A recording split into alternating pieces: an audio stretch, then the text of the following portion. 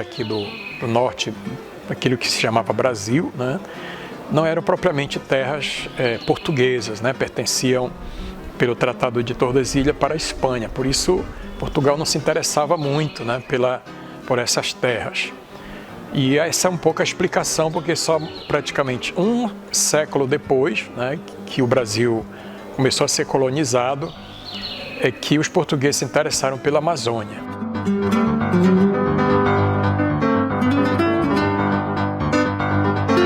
Mas tem um fato interessante, significativo, que antes dos portugueses chegarem aqui, uma parte dessa região ela foi ocupada ou invadida, né, podemos dizer assim, pelos franceses, né, que fundaram uma colônia em São Luís do Maranhão, onde hoje é São Luís do Maranhão, e todo um trabalho evangelizador lá também através dos capuchinhos franceses, né. Isso durou de 1612 a 1615.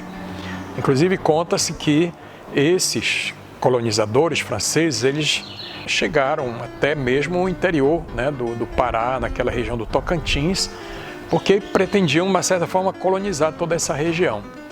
Só que em 1615 os portugueses expulsaram os franceses do Maranhão, com eles também foram os missionários capuchinhos franceses, e de lá eles então vieram para, digamos assim, ocupar aquilo que seria pelo menos uma parte das suas terras, que seria essa região onde está hoje Belém. De Belém para dentro, as terras seriam propriedade dos espanhóis.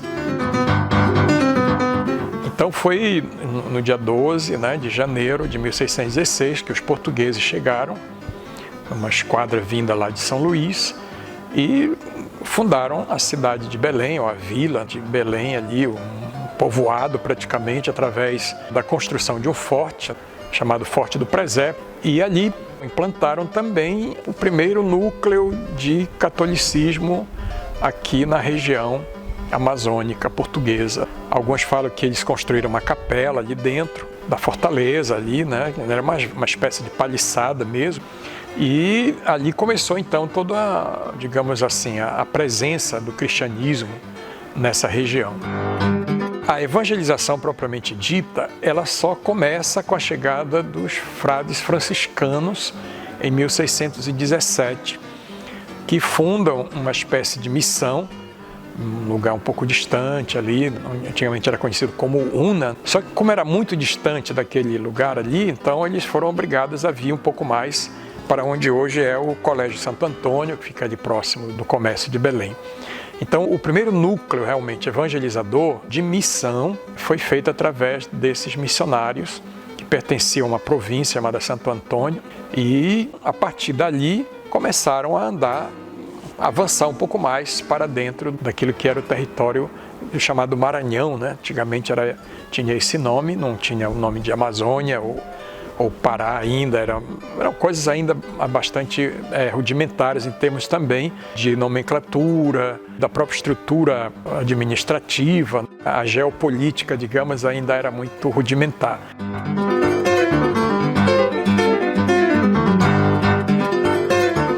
Esses missionários começaram esse trabalho ali, né, ao redor daquilo que seria a futura cidade de Belém, algumas investidas aos rios próximos, possivelmente para essa região também já do que hoje seria o Marajó, arquipélago do Marajó, um pouco para cima, onde hoje é Macapá. Ao redor da casa do missionário, em geral, havia também, digamos assim, não só o trabalho de catequização, mas ao lado do trabalho de catequização tinha um trabalho também de uma espécie de formação daquela população indígena. Normalmente a gente chama de colégio porque o elemento missionário daquele, às vezes havia uma escola também, um certo aprendizado da língua ou de algum trabalho, de alguma profissão, daquilo que às vezes eles precisavam ensinar, digamos, aos indígenas, para que eles pudessem ajudá-los naquela obra de construção de algum prédio, uma igreja, as casas que foram construídas ali, né, de uma outra forma diferente daquela dos indígenas. Então, de fato, os franciscanos, nesse sentido, eles foram pioneiros de todo esse trabalho aqui na região amazônica, a partir de Belém. Depois vieram os carmelitas, em 1626, Foi-lhes dado um terreno um pouco mais afastado também, onde hoje é o Colégio do Carmo, ali na beira da Baía do Guajará. Ali também eles começaram um trabalho de construção, né, uma construção muito rudimentar, de uma casa, de um convento, e aos poucos foram construindo também a capela, que hoje é aquela igreja lá. E é bom sempre lembrar que esse trabalho, ele tinha sempre como base a cidade de Belém. Depois eles iam para dentro, eles interiorizavam a missão de acordo com o avanço da colonização também, feita pelos portugueses, e normalmente eram os militares que vinham naquelas esquadras e colonizadores que se interessavam de alguma forma de fazer essa aventura, né, de ir para uma outra região desconhecida para, evidentemente, tornar aquela terra produtiva, aproveitar das riquezas da terra e depois, evidentemente, levar isso para Portugal, no caso dos espanhóis para a Espanha, realizar um comércio dessas matérias-primas, digamos, que havia aqui e, além de, evidentemente, iniciar um processo produtivo baseado, sobretudo, naquilo que interessava aos europeus, no sentido de consumo, né, como a cana-de-açúcar, o algodão, aqui acolá o fumo e outros produtos que interessavam realmente a esse comércio. No caso da Amazônia, foi muito forte a exploração, digamos, daquilo que chamavam as drogas do sertão. Os portugueses, eles conseguiram perceber que havia uma riqueza sobre a terra, embaixo da terra, em termos de raízes medicinais, plantas medicinais, raízes ou plantas aromáticas e frutas que foram apreciadas na Europa. E então os indígenas, eles também, de uma certa forma, foram quase que obrigados a trabalhar nesse processo produtivo inicial. E, evidentemente, com a colaboração dos missionários, que eram aqueles que, de uma certa forma, por princípio até da evangelização, trabalhavam para pacificar esses povos que, de uma certa forma, não aceitavam muito o processo colonizador. Depois dos carmelitas, chegaram aqui os mercedários, né? Mercedários foram trazidos pelo Pedro Teixeira, que fez uma viagem de Belém até o Peru, uma espécie de avançada do processo de domínio português sobre aquela terra que pertencia jurídica e canonicamente à Espanha. E ele fez esse trabalho. Imagine a aventura que foi nessa grande missão feita pelo Pedro Teixeira. Na volta, tendo conversado lá com os superiores dos mercedários, eles trouxeram alguns mercedários para trabalhar também aqui na região. A dificuldade que a gente teve de entender isso é que os portugueses, por natureza política até ideológica, digamos, eles proibiam que viessem pessoas de outras nações para trabalhar aqui. No caso dos religiosos, às vezes era proibido também um não português trabalhar aqui. Mas a gente sabe que nas províncias religiosas que havia em Portugal, havia muitos religiosos de outras nações. No caso dos espanhóis, como havia, em princípio, um certo conflito, aí a gente pergunta por que eles permitiram? É porque, na verdade, havia o que nós chamamos de União Ibérica, aquele tempo, né, praticamente até 1640, o rei da Espanha era o mesmo rei de Portugal, então isso permitia uma certa pacificação, digamos, entre as duas nações e permitiu que os espanhóis viessem trabalhar aqui num território declaradamente português. Isso se deu exatamente no fim desse período da União Ibérica, 1679, foi quando eles chegaram aqui em dezembro de 1640. Para quem vai lá na Igreja das Mercês, né, vai encontrar uma data lá, 1640. Não foi a data da construção daquela igreja, como muita gente pensa, mas foi a data da chegada dos mercedários espanhóis aqui. E ali eles se estabeleceram, também foram aos poucos criando um convento, foram construindo aquela igreja, e começaram a ter missões também, se espalhando aí pelo território, chegaram praticamente até o Rio Negro, mais ou menos. Assim como os carmelitas também, subiram o Rio Negro, desceram o Madeira, né, chegando mais ou menos até onde hoje é Rondônia, Porto Velho. Vocês imaginam, na época, com as dificuldades que havia de transporte, de tantas outras adversidades, o trabalho que esses homens tiveram.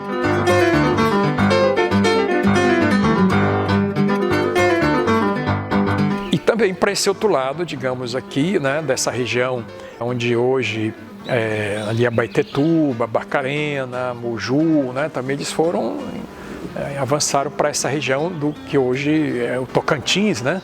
Subindo o Tocantins para ali implantar a evangelização e, lógico, a colonização. E por fim chegaram os jesuítas.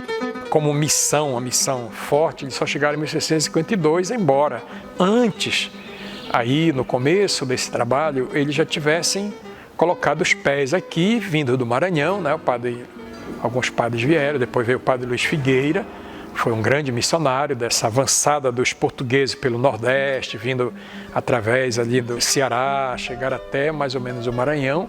E de lá para cá, o padre Luiz Figueira chegou aqui em 1636, mais ou menos.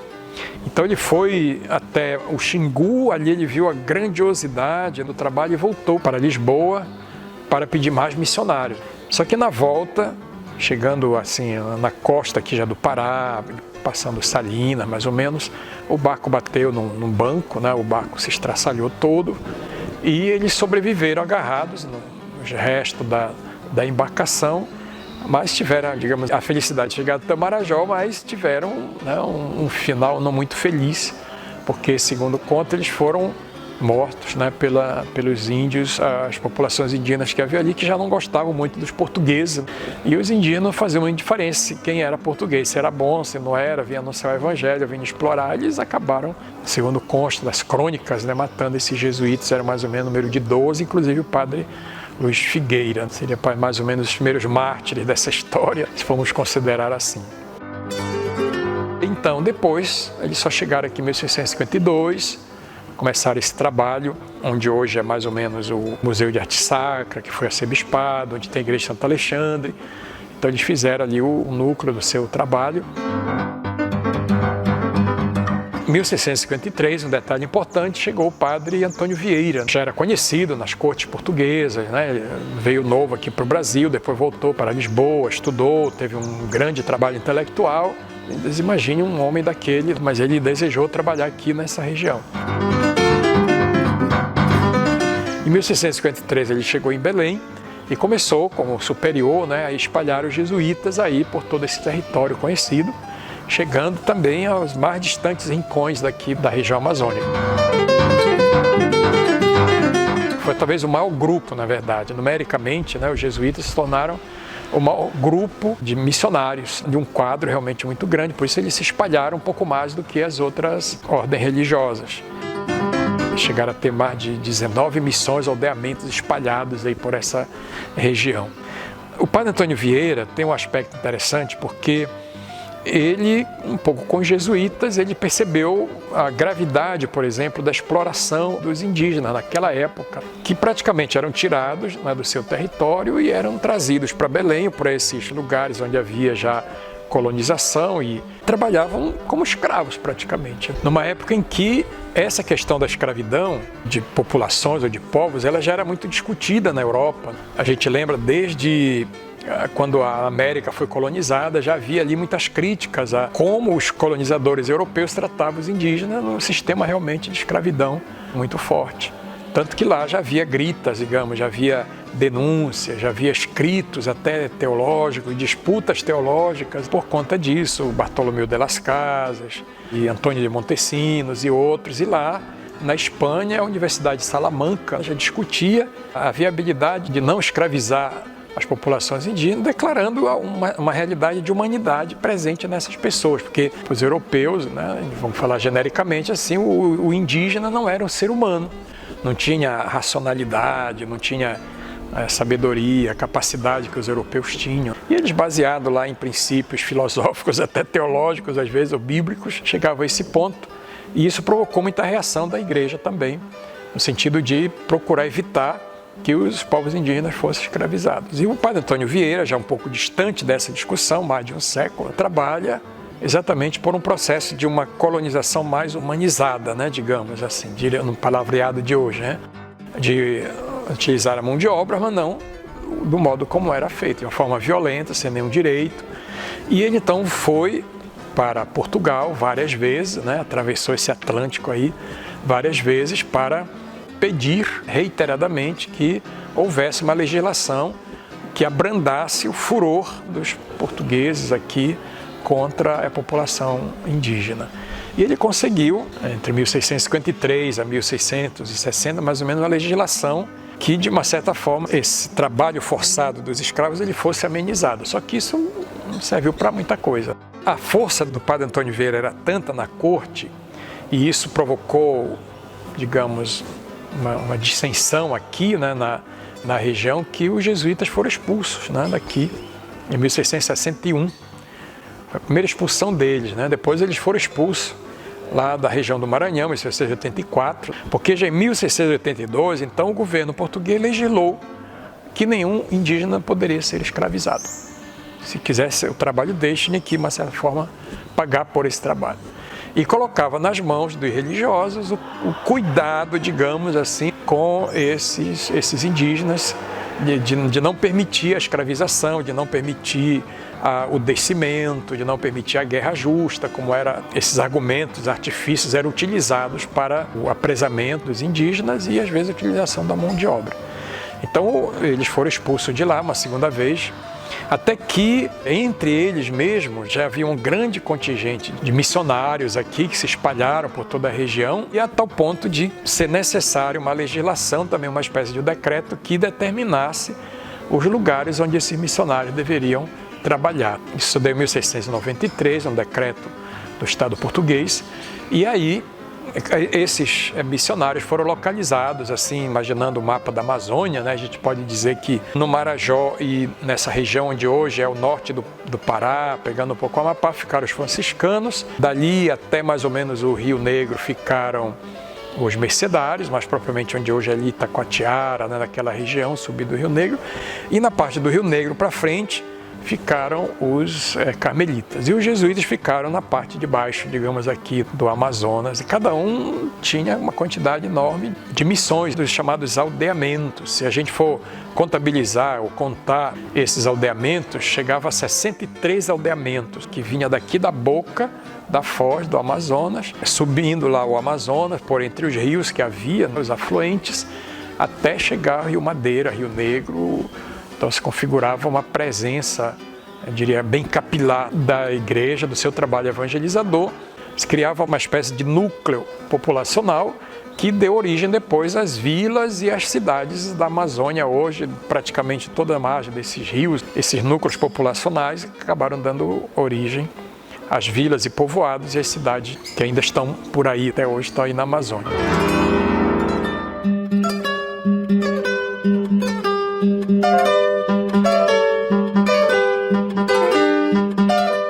Então a gente diria assim, a evangelização ela acompanhou o trabalho de colonização. Ela deu uma espécie de alma, digamos, para esse trabalho de colonização, de povoamento da Amazônia, de exploração das suas riquezas e desse relacionamento com as populações indígenas. O processo de colonização ele vai seguir um pouco na esteira do processo organizado pelos próprios indígenas, porque eles já tinham realmente caminhos que eles tinham construído no meio da mata. Eles sabiam e conheciam os rios, as correntes fluviais, eles sabiam onde tinha terras boas para plantar.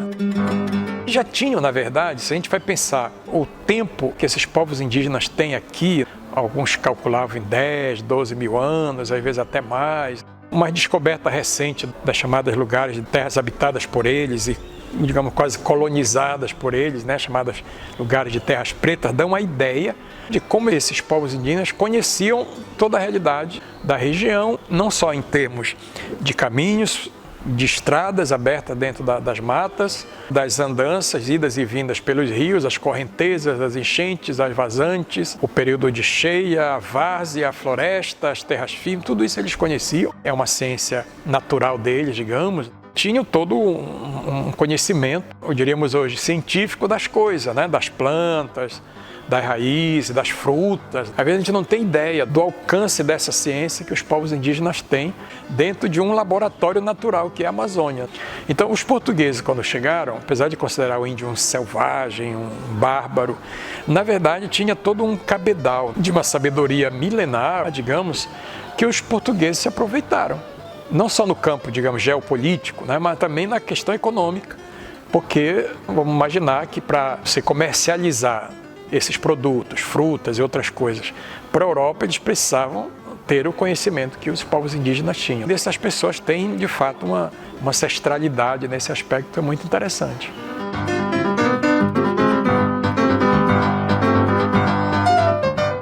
De 1617 até 1760, então você tem aqui o grosso, digamos, do trabalho missionário feito por essas 4 ordens, franciscanos, carmelitas, mercedários e jesuítas, só essas 4, que se espalharam por toda a região amazônica. Se você pega aí as crônicas, os mapas, você vai ver realmente uma capilaridade dessa presença da evangelização aqui através dos aldeamentos.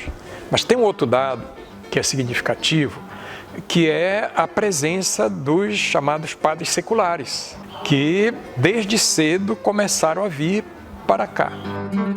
Alguns falam que na esquadra do Castelo Branco tinha um padre, mas isso até hoje não é comprovado, né? A gente lembra que lá nas crônicas do Dom Alberto, lá na cronologia eclesiástica que ele faz, ele coloca lá um padre português que teria vindo na primeira esquadra, possivelmente celebrado a primeira missa aqui e tal. Porém, a gente só tem notícia desse padre depois, em 1617, quando foi criada a primeira paróquia aqui na região, que foi a paróquia Nossa Senhora da Graça. Apesar de ter os franciscanos chegado um pouco depois, mas já requeria, digamos assim, uma espécie de institucionalização eclesiástica da presença da igreja aqui. E o primeiro passo foi a criação dessa paróquia. Alguns historiadores não concordam muito que foi 1617, alguns puxam lá para 1619, 2 anos depois, porque esse padre teria chegado numa outra esquadra que chegou depois aqui a Belém, vindo de Pernambuco. Essa paróquia, ela é o marco, digamos assim, de todo um trabalho feito pelo clero secular aqui na região, porque a gente fala sempre do religioso e esquece que os padres seculares, ou diocesanos, não se podia falar de diocese naquela época, a gente chama hoje de diocesano, trabalharam aqui também. Possivelmente com ele vieram outros depois, e como a coisa era mínima, digamos, não precisava de tanto padre naquela época, não havia tanto padre, então isso foi crescendo depois.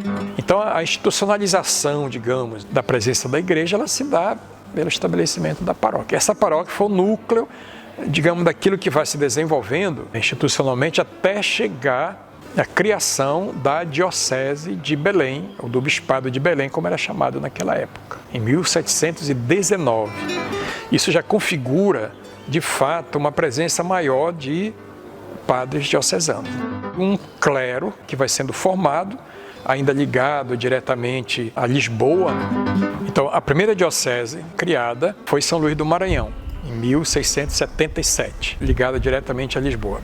Para essa região, a primeira, no caso, foi a Diocese de Belém. Em 1719, dependendo de Lisboa e não de Salvador da Bahia. Elas eram sufragâneas do arcebispado de Lisboa.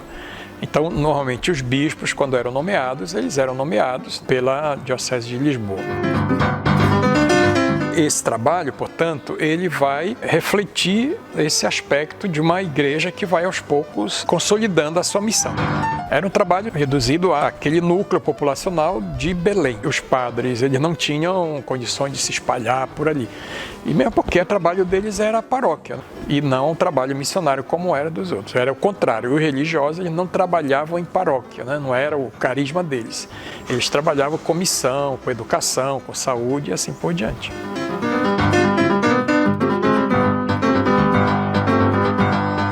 Então isso vai até 1759, 1760, quando os jesuítas foram expulsos daqui.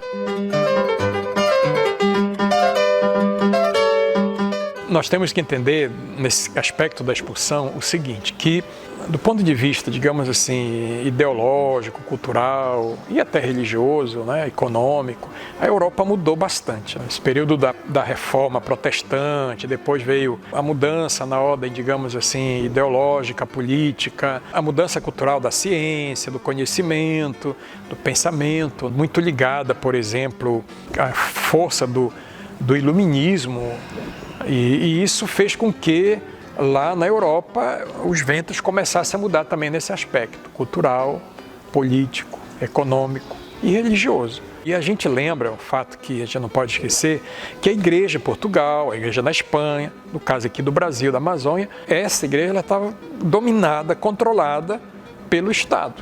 Digamos assim, nesse grande aparato da cristandade que nós temos, havia o chamado padroado régio, em que praticamente todas as ações da igreja, do bispo ao mais simples leigos ou irmandade, era controlado por Portugal, o governo português. Tinha lá a mesa da consciência e ordens, como na Espanha tinha o Conselho das Índias, tudo que se referisse à igreja era controlado pelo Estado. Transferência, vinda de missionários, construção de igrejas, a liturgia, a formação, né, dos padres e assim por diante. Então, o governo português interveio nesse trabalho dos missionários porque queria modificar o modo da formação desses povos indígenas, numa linha mais iluminista, digamos, racional, racionalista, uma cultura um pouco mais em sintonia com aquilo que já existia na Europa. Enquanto que aqui, os missionários, eles ainda tinham uma cultura ainda escolástica, ligada à própria doutrina da igreja. Então, mesmo o ensino, digamos, de humanidades era condicionado um pouco por isso. Um projeto acadêmico que vinha ainda da Idade Média, digamos. E lá em Portugal, na Espanha, na França e outros lugares, o pensamento era outro. Era para mudar um pouco essa racionalidade, esse modo de pensar. Então, houve uma intervenção, né, no modo de ensinar, que os jesuítas, sobretudo os jesuítas, que tinham mais escolas aqui, não concordaram.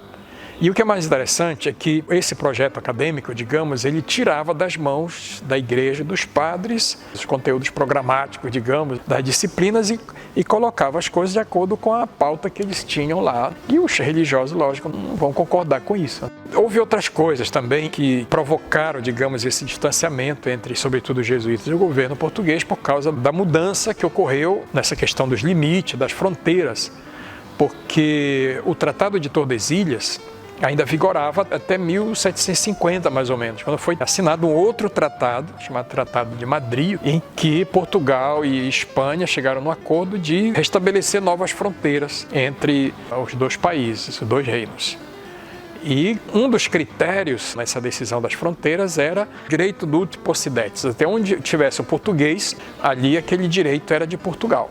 Então, uma das coisas básicas, elementares dessa reforma do Marquês de Pombal era obrigar os missionários a ensinar os indígenas a falar português, que tinha um critério linguístico. Porque os portugueses já estavam lá no que hoje são as fronteiras tradicionais do Brasil aqui no norte. É por isso que o Brasil ele tem essa extensão enorme para dentro. Isso não é trabalho de bandeirante, de colonizadores, é trabalho dos missionários. Isso quase ninguém diz. Para muita gente o trabalho era dos portugueses, colonizavam, dos militares que avançaram. Isso é meia verdade, porque na verdade quem levou e fez essas fronteiras avançarem foram os missionários, que não tem bandeirante. Como lá no sul do Brasil, ali no centro-oeste, os bandeirantes avançaram, mas aqui não, né? Os bandeirantes passaram uma vez ou outra por aqui, mas não. Então, esse critério, ele vai definir, tirando o que é o Acre hoje, vai definir essas fronteiras do Brasil lá para cima e descendo aqui para o centro-oeste, para o oeste do Brasil, sudoeste, né, do Brasil, praticamente ali.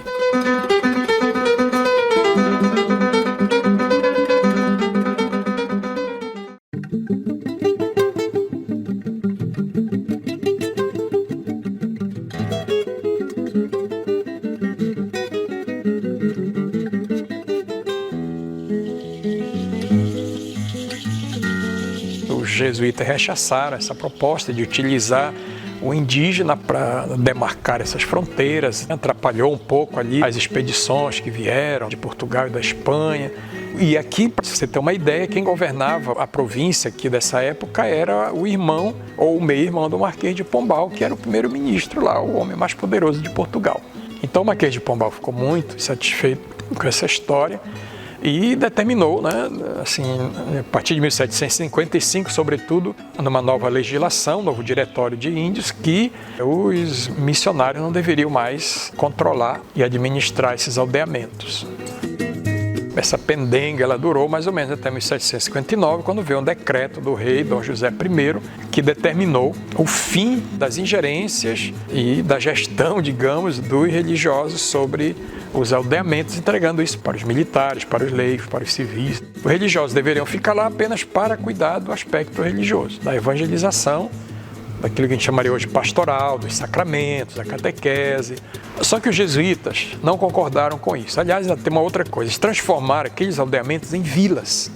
Em 1759 veio o decreto de expulsão, que se efetivou ali em janeiro de 1760, eles foram mandados todos embora, não só daqui da Amazônia, mas do Brasil inteiro. Foram mais de 500 jesuítas expulsos do Brasil na época. Essa questão ela repercutiu tanto que os espanhóis também, depois, em 1763, expulsaram os jesuítas lá na parte de Espanha da América Latina. Os mercedários se retiraram das missões, vieram para Belém. Os carmelitas aqui e acolá ainda ficavam, alguns, mas também depois eles não aceitavam que eles diziam ser párocos de índios. Aqueles aldeamentos foram transformados em paróquias e ali então tem um outro tipo de trabalho que não aquele da administração. Os franciscanos também foram aos poucos saindo dessas missões. Os franciscanos também foram os únicos que ficaram ali nesses aldeamentos, mas 2 províncias franciscanas foram embora também, praticamente expulsas daqui. Tinha 3 províncias franciscanas, Santo Antônio, da Piedade e da Conceição. O da Piedade e da Conceição foram embora. Tem ali onde era o antigo presídio de São José, que era um convento dos franciscanos, e na área onde hoje é ali o Arsenal de Marinha, tinha um outro convento, eles foram todos embora. Esses missionários tinham um grande trabalho em praticamente toda a região. Por um decreto, tem um aspecto político, ideológico, etc., mas também administrativo, eles são tirados desse trabalho. Então aí vem a história da interrupção. Entre 1760 a 1870, mais ou menos, praticamente aqueles missionários que tinham vindo em grande número, além dos que foram expulsos, eles foram controlados, drasticamente controlados pela política pombalina e depois portuguesa, ainda pelo sistema do padroado, e aos poucos eles foram diminuindo de quantidade. Não vinha mais missionário de lá, de Portugal, em grande quantidade, ou então o controle era muito grande, até para os noviciados, para a formação, essa coisa toda. E aí os velhos foram morrendo, abandonando ali as suas fazendas, seus engenhos, o comércio que eles tinham. E foram se confinando assim, em alguns lugares onde eles poderiam trabalhar. Aí no início do século XIX, praticamente, você não vai mais encontrar franciscano aqui. Os carmelitas foram definhando, tanto que os últimos carmelitas que existiam, eles ficaram confinados, por exemplo, em Alcântara, no Maranhão. Foi uma espécie de estrangulamento do trabalho feito, não tenho medo de dizer isso, feito pelo Estado português. Uma realidade bem objetiva, em que uma entidade, uma instituição, de uma certa forma, domina a outra, porque essa aqui não se dá mais para colaborar com aquela. E você vai perguntar, e os seculares? Aí tem uma história também muito complexa, porque na medida que os religiosos iam saindo, criando paróquia, quem assumia? Os diocesanos, os seculares. Foram criadas paróquias como Santana, criada paróquia na Vigia, criada paróquia aqui em Manaus, em Cametá, Gurupá, Óbidos, Santarém, até chegar lá em Manaus, Barcelos. O clero secular era um clero muito pequeno para ocupar todos esses espaços. Eram 63 aldeamentos. Não tinha padre secular para tomar conta desses lugares. No final do século XVII, no tempo do Dom Frei Caetano Brandão, havia uma quantidade enorme de paróquias e metade delas estava sem padre. E isso praticamente vale para todo o Brasil. A Amazônia é pior porque a extensão é muito grande, que ainda hoje a gente sente dificuldade. Imagine aquela época. Muitos padres vinham de fora, às vezes vinham do Maranhão, do Ceará, do Nordeste. A gente vai ter uma história do nosso clero, muito desse encontro, dessa deficiência e desse encontro da vinda de padres de fora para ajudar aqui. Então você vai encontrar no século XIX uma igreja praticamente em crise. Aliás, eu costumo dizer, uma crise da ordem missionária e o começo da chamada paroquialização da igreja aqui na Amazônia. Significa padres seculares, a diocese de Belém, os bispos que tomam a frente desse trabalho, e se destacam aí os grandes prelados, os grandes bispos, que praticamente de 1719 até 1892, quando foi criada a diocese de Manaus, praticamente o bispo de Belém era o bispo de toda essa região. Você imagina, né? O trabalho que era fazer uma visita pastoral e crismar, ir daqui para Tocantins, ir para Cametá, para Santarém, para Manaus. Era uma epopeia, uma verdadeira aventura que esses bispos tinham que passar. Tem história de bispos que visitaram várias vezes a diocese, tem história de Dom Macedo Costa, do próprio Dom Frei Caetano Brandão. Ele fez um trabalho extraordinário, esse Dom Frei Caetano Brandão, tanto que ele saiu daqui por uma sede primaz em Portugal, pelo trabalho, a qualidade do trabalho dele, digamos, ficou aqui só 4 anos. E assim outros tantos bispos tiveram esse trabalho realmente de uma espécie de orientação que veio do próprio Concílio de Trento, como que obrigando o bispo a fazer a visita canônica, a visita pastoral na sua diocese. E isso os bispos levaram muito a sério, aqui na Amazônia também. Nem todas as ordens daquelas do passado voltaram. O que aconteceu, sobretudo a partir do fim da Revolução Francesa, e do fim do período napoleônico, quando a Igreja Romana, os papas foram duramente controlados por esse processo revolucionário, que não só atingiu a França, mas também praticamente toda a Europa. A questão revolucionária não é só de guerra, de violência, mas ela também é do pensamento, eu diria. E isso atingiu a Igreja duramente, na Europa toda. Então há uma reação da sociedade como um todo sobre essa ótica revolucionária, digamos, que vem já aí com o liberalismo, né, também, etc., contra a Igreja. Né? A Igreja vai praticamente sendo confinada a um espaço restrito, que não mais influencia a realidade política, cultural da Europa. Então a Igreja ela é praticamente escanteada dessas decisões, como existia antes, no período medieval, até o século XVI. Essa igreja entra numa crise danada. Se você tem uma ideia, o Papa Pio VI morreu no exílio, no tempo do Napoleão, morreu na França, e o Papa Pio VII, quando ele assumiu, ele praticamente também foi exilado. Aí, quando o Napoleão é derrotado, que o Papa Pio VII volta para Roma, então começa o processo de restauração da igreja, muito interessante, que vai dar margem assim para que aquilo que estava meio afogado e controlado ali por essas realidades ideológicas, culturais, etc., isso pudesse ter uma liberalidade muito grande. Aí começam a surgir novas ordens, masculinas, femininas. As mulheres começam a criar ordens, congregações, que poderiam, a partir dali, até com uma permissão canônica, de se tornarem obras missionárias. Assumirem colégios, hospitais, escolas profissionalizantes, missão. Você imagina que só em 1800, praticamente, a mulher na igreja se torna missionária, a religiosa. E não havia, era proibido isso.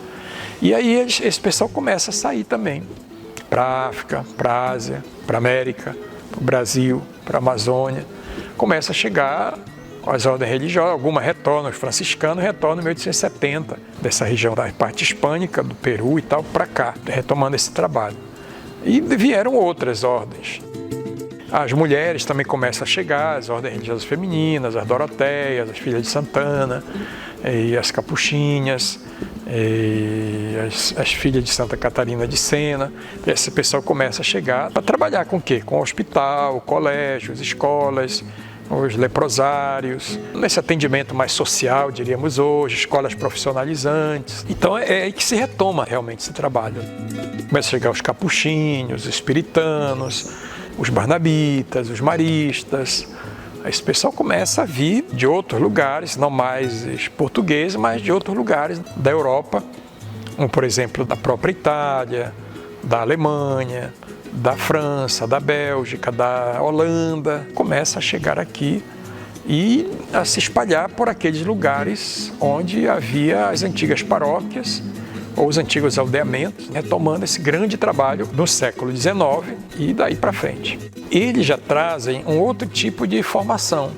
Enquanto que aqui a gente ficou numa formação ainda muito escolástica, ainda controlada, condicionada por esses princípios de uma teologia ainda bem antiga, na Europa isso já se tornava bem diferente. Uma nova maneira de impostar a catequese, a pastoral, o trabalho que a gente chamaria social. Nós costumamos dizer que o Concílio de Trento, as normas e assim, os princípios da reforma tridentina, ela só foi aplicada na região aqui no século XIX. Então é algo novo. E também do ponto de vista, eu diria até ideológico, político, religioso, de certa forma canônico. Por quê? Com a ascensão, digamos assim, do papado, que retoma suas forças na Europa, o povo começa a centrar a sua devoção ao Papa que está lá em Roma. Toda Roma era da igreja. De repente o Papa está ali no Vaticano. A Roma foi tomada pelos italianos, o Papa vai praticamente reduzir o seu poder ao Vaticano, isolado do resto do mundo. Então essa devoção ao Papa, ela começa a se firmar muito mais a partir daí, pelos católicos da Europa e de todo o mundo. E aí o papado, a Cúria Romana, começa a tomar posse, digamos, do seu papel de organizar as missões também fora do domínio do controle desses governos. Enquanto na Europa os governos tinham liberado a igreja, tirado a mão de cima da igreja, no caso do Brasil e parte da Espanha, esse domínio ele ficou até o período da República, você imagina. A igreja submetida ainda ao padroado, mesmo com a independência do Brasil. Porém, aos poucos, Roma vai tomando pé e vai nomeando bispos, vai começando a orientar, digamos, de uma outra forma, de um outro modo, o trabalho desse missionário, que a gente chama de romanização. E aí nós vamos ter, de fato, eu diria assim, uma nova impostação da vida da igreja, eu diria um novo rosto da igreja, um rosto mais centro-europeu, estruturado pela Cúria Romana e pelo Papa de Roma. Uma impostação mais forte da vivência dos sacramentos, sobretudo a Eucaristia, o matrimônio, a penitência, e uma centralização na paróquia. A paróquia mesmo, digamos, fortalecida no trabalho do pároco e da estrutura paroquial, isso foi século XIX. Então vem as novas devoções, esses missionários trouxeram uma nova concepção de santidade, de espiritualidade, a questão da catequese, a vivência do sacramento do matrimônio. E do ponto de vista mais popular, as devoções, o Sagrado Coração de Jesus, o Sagrado Coração de Maria, os santos mais assim, que tinha um reflexo moral mais acentuado. E essas devoções marianas, um reforço à devoção à Nossa Senhora de Nazaré, que era uma devoção do período da colônia, mas ali, aos poucos, no caso os barnabitas, eles vão dar um enfoque um pouco mais centrado numa catequese verdadeiramente pelo Concílio de Trento. E isso vai fazer com que, de fato, muitas coisas comecem a se modificar nesse cenário. A estruturação e a consolidação da Diocese de Belém, a criação da Diocese de Manaus, elas vão, de fato, ter essa marca, né, de uma espécie de diocesaneidade, não para confrontar com os religiosos, mas de que os padres diocesanos, formados numa outra linha, até a formação dos padres ela mudou completamente, do ponto de vista do período colonial para agora, para a romanização. Então eram padres um pouco mais bem formados, estudavam em Roma às vezes, os seminários se modificaram, então havia uma espécie de solidez, né, da formação.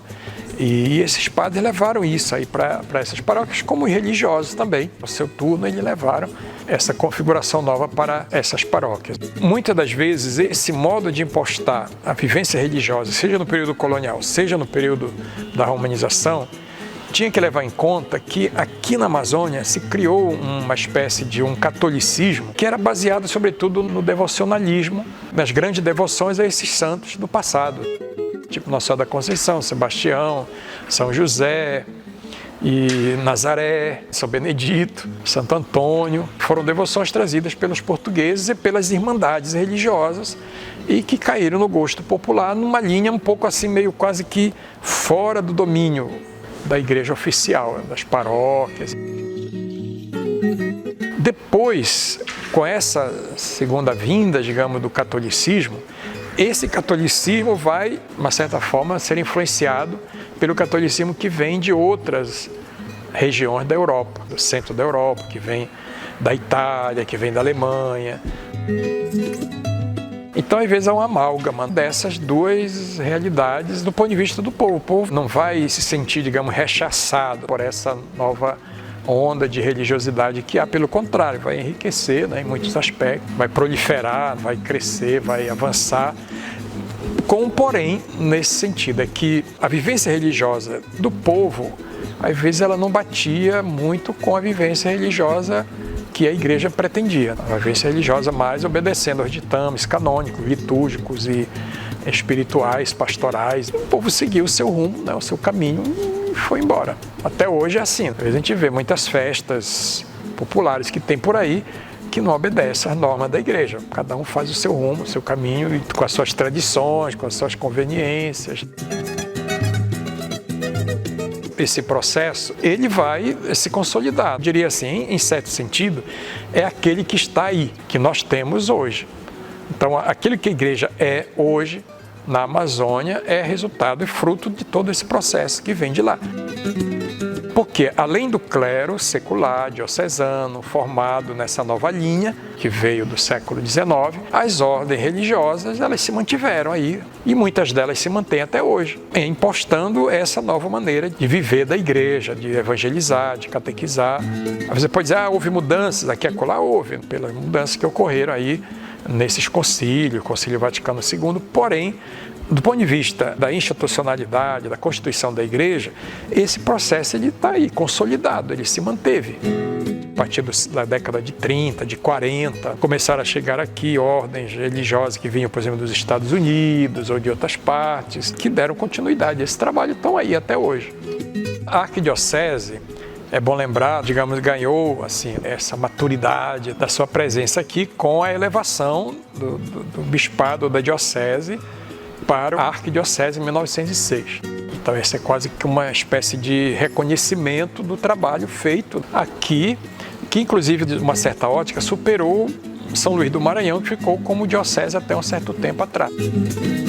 Uma coisa importante que nos leva a considerar aquilo que a diocese é hoje, é que com a diminuição do território, com a criação da diocese de Manaus, então os bispos eles puderam se preocupar um pouco mais com o território que praticamente compreende hoje o que é o estado do Pará e o Amapá, que na era aqui pertencia à diocese de Belém.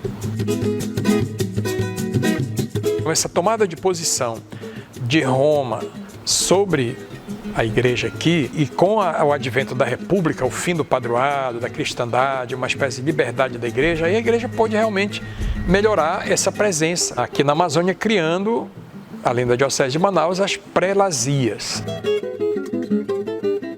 Uma instituição criada, entregue na mão dos religiosos que já estavam aqui ou que vinham chegando, desmembrando o território da diocese de Belém. E desses religiosos se tirava o prelado ou o bispo daquela região.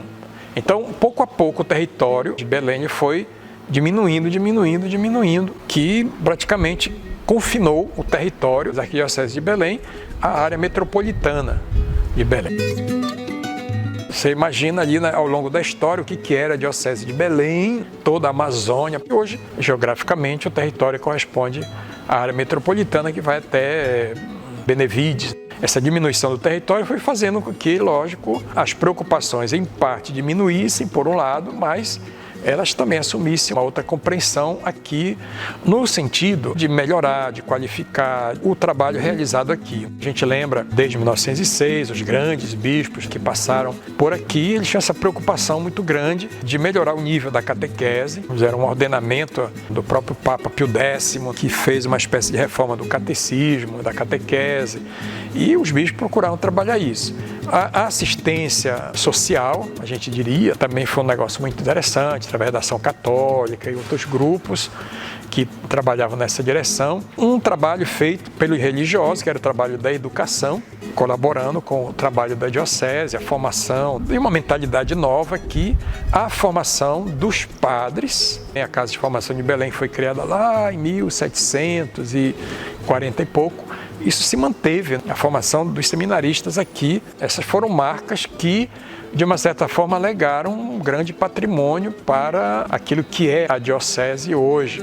Todo um longo trabalho feito por esses bispos, Dom Macedo Costa, Dom Antônio Lustosa, Dom Mário de Miranda Vilas Boas, próprio Dom Alberto Ramos, foram os bispos que, de uma certa forma, tinham uma capacidade imensa de trabalho e de ir ao encontro das populações. Quando a gente lembra que esses bispos, embora o território diminuído, eles saíam em missão.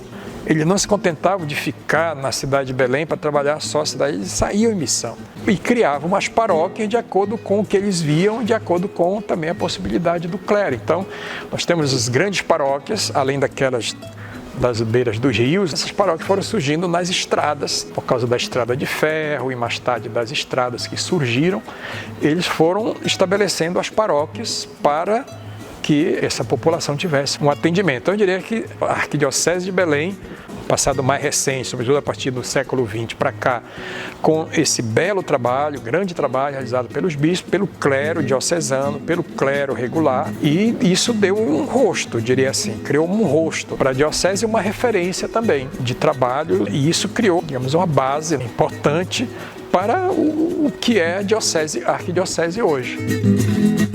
Então, quando a gente tem os bispos que vêm depois de Dom Alberto Ramos, Dom Vicente, Dom Arani, Dom Alberto, então eles têm, digamos, um lastro já de um trabalho realmente que foi acompanhando o processo de diminuição do território e, ao mesmo tempo, os grandes desafios que a cidade de Belém e arredores proporcionava, porque Belém se tornou uma grande cidade, uma metrópole, e aí você tem o problema do fenômeno urbano, da urbanização, o inchamento das periferias da grande cidade, o crescimento e a expansão urbana para essa região da estrada, da antiga estrada de ferro, de onde hoje é a BR. As estradas também foram abertas para essas outras regiões, e o povo que vai chegando. O crescimento, digamos, populacional, a diminuição do território geográfico é um grande desafio. Como trabalhar com uma quantidade de gente que chega da noite para o dia numa cidade como Belém e oferecer oportunidade do trabalho evangelizador.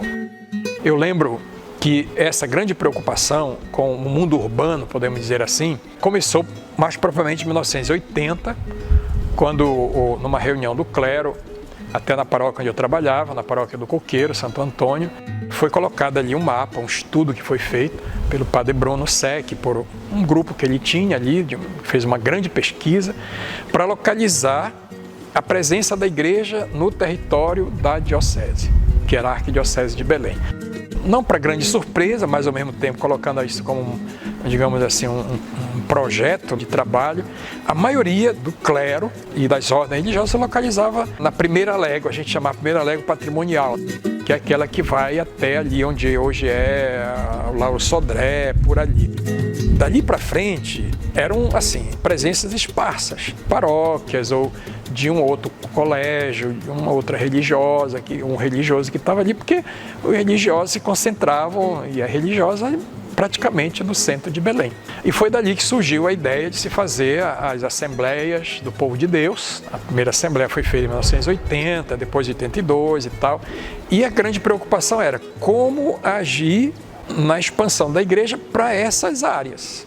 E aí que foram criadas, aos poucos foram sendo criadas as paróquias. Para você ter uma ideia, assim, a paróquia do Coqueiro, ela vinha praticamente daquilo que estava começando a ser urbanizado, que era o Bengui, até onde hoje começavam as cidades novas, até onde hoje é o Coqueiro. As cidades novas estavam começando ali, a partir de 80, 85, por ali. A cidade nova começava a ser habitada, não tinha nada ali. A única paróquia era Coqueiro, Santo Antônio do Coqueiro. A próxima paróquia que tinha era a paróquia de Nossa Senhora das Graças, Marituba, Benevides, eram paróquias imensas, territorialmente falando. Então, o grande trabalho da arquidiocese, Dom Vicente já era o bispo dessa época ali, Dom Alberto, com Dom Vicente, aí era realmente abrir um pouco mais, colocar as paróquias nessa região. Ali, aquela que hoje era a paróquia do Coqueiro, hoje praticamente são 12 paróquias, se eu não me engano. Era um pároco, agora, só para ter uma ideia do território. E foram criando as paróquias no rumo da estrada, nessas áreas que vai na direção de Quaraci, a grande artéria de crescimento populacional, então foram criadas as paróquias para ali. E assim, na medida em que o povo vai chegando, a igreja tem a necessidade de estabelecer a sua presença lá. Hoje são as chamadas áreas missionárias, que são criadas em territórios onde às vezes é muito pequena a presença da igreja ou alcance. E isso, na verdade, é todo um processo que vem, eu diria, desse período já do século XX e, sobretudo, a partir do Concílio Vaticano II e, mais especificamente, a partir de 1980 para cá.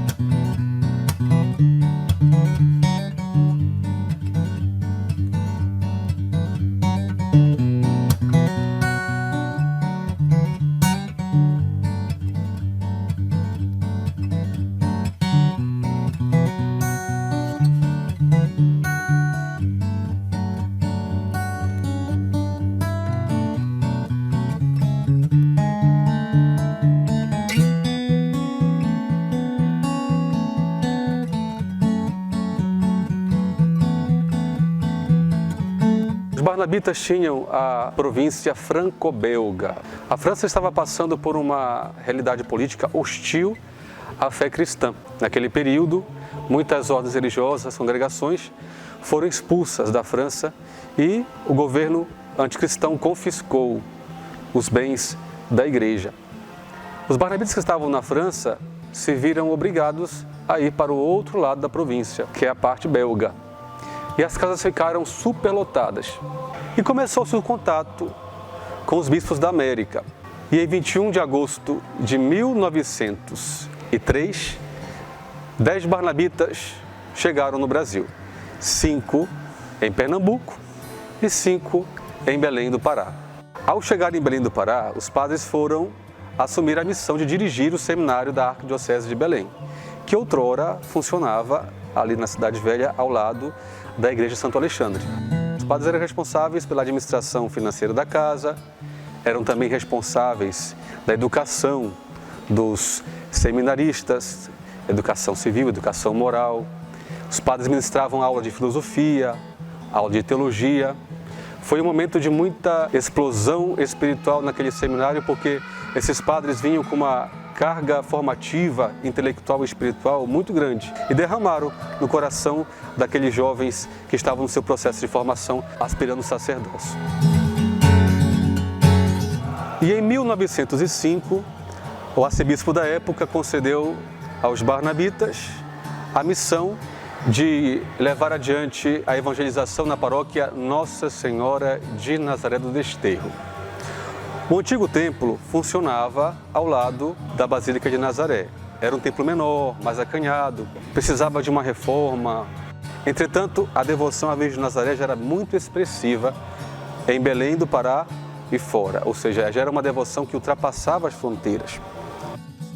Veio de Roma o padre Zoia visitar a nossa missão aqui, a mando do padre geral, e ao chegar em Belém do Pará, vendo o templo de Nossa Senhora de Nazaré com as suas fragilidades, vendo também a força espiritual da devoção à Virgem Santíssima, eis que, movido pelo Espírito Santo, ele disse: a Virgem de Nazaré merece uma casa mais digna. E aí começou-se o sonho da edificação de um templo mais expressivo. A Basílica de Nazaré é uma réplica, em menor proporção, da Basílica de São Paulo, fora dos muros, ou seja, uma basílica romana. O nosso patrono principal é São Paulo Apóstolo. Os barnabitas são a primeira ordem religiosa a receberem São Paulo como seu patrono. Então, esse templo, ao mesmo tempo que é uma homenagem à Virgem Santíssima, é também uma homenagem ao patrono dos barnabitas, que derramaram suor e sangue para a edificação dessa casa de oração.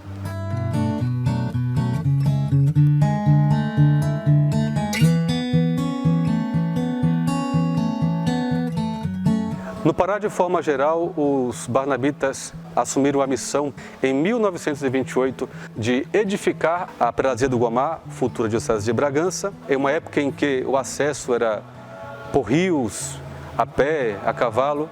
E 2 anos depois, os barnabitas chegam lá em janeiro de 1930 para iniciar a sua missão.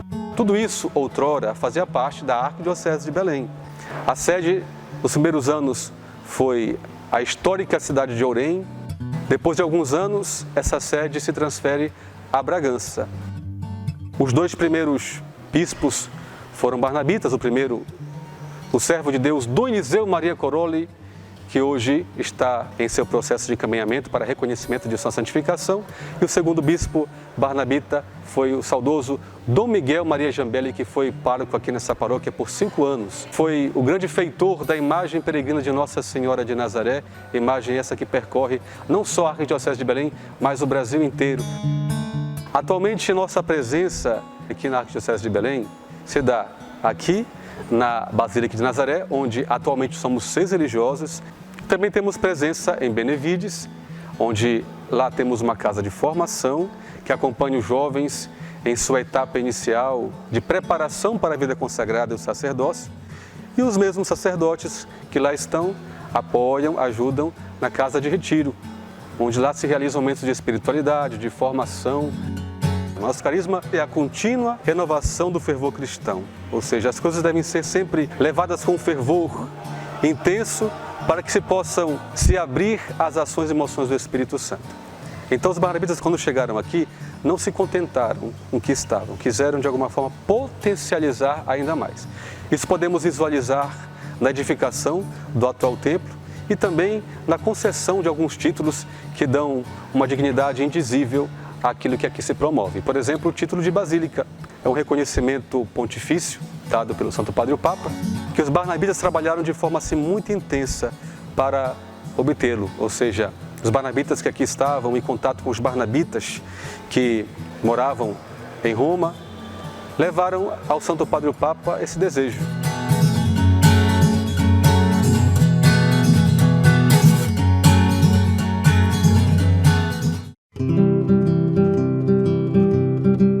Os jesuítas chegaram a Belém do Pará, depois da expulsão do Marquês de Pombal, no ano de 1917. Construíram esta Capela de Lourdes, começaram um trabalho com universitários, com casais, também com a devoção a Nossa Senhora de Lourdes. E em 1967 foi criada a prelazia de Ponta de Pedras, na Ilha do Marajó. E os jesuítas foram encarregados pelo Papa desta nova porção da igreja na Amazônia, a prelazia de Ponta de Pedras.